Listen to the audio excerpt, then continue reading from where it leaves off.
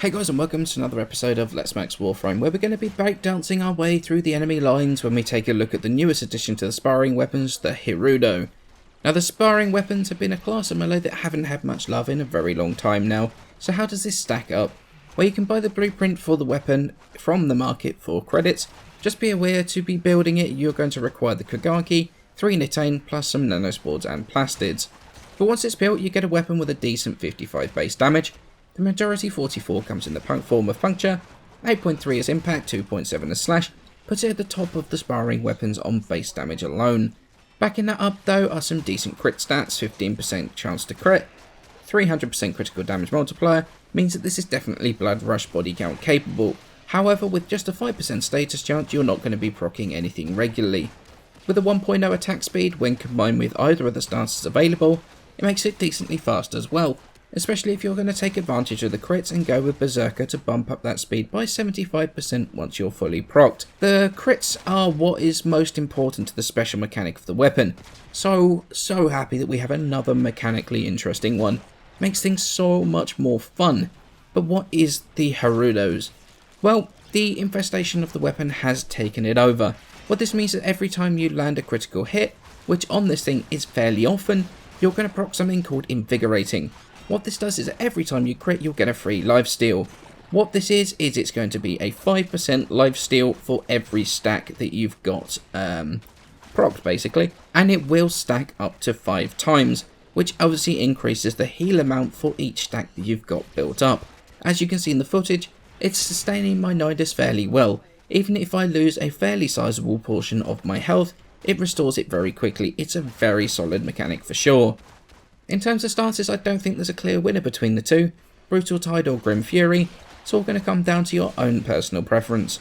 I personally like Brutal Tide because of the very flashy nature of it. It looks amazing combined with the slide attack that launches people into orbit, the roundhouse kick on aerial attacks, and some high kicks in the combo that deal with stuff like sapping ospreys and other flying units fairly easily.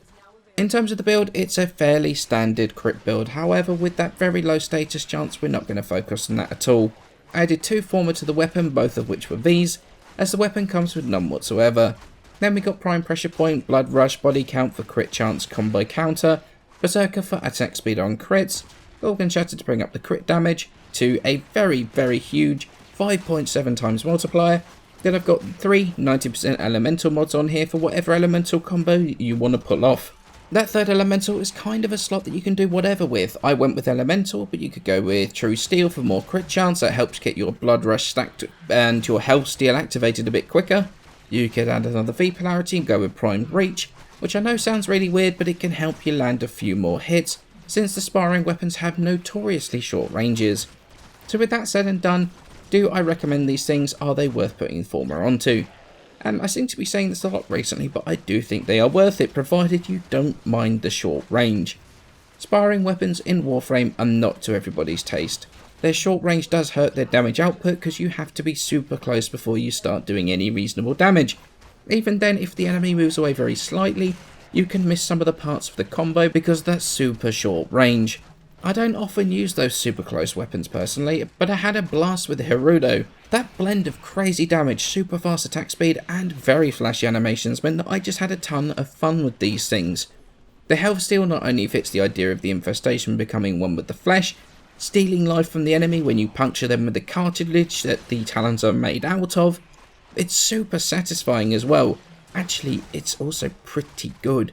Although these are only level 40 corpus, I know, but they are keeping my Nidus topped up with ease, and level 40 corpus, especially with attacks, do a fair amount of damage. And I'm not using any of Nidus's defensive abilities here. This is purely his health and armor plus the lifesteal from the Hirudo. This is another fantastic addition to melee in general. I hope we have more infested weapons with innate lifesteal in the future. The best thing about this is that it doesn't cost 15,000 mutagen sample to be able to research it. Have you guys managed to get your hand on the Hirudo yet? What do you think of them so far? I've been enjoying them a lot personally, but I know they're not to everybody's taste. Videos on the HEMA will come a little bit later as well, possibly tomorrow now, as well as an updated Nidus video. It's actually currently rendering while I make this one, with stuff that you guys have already let me know that I've missed entirely about him, which was actually a bit more than I'm comfortable with. So stay tuned for those. Thank you all very much for watching. Feel free to hit that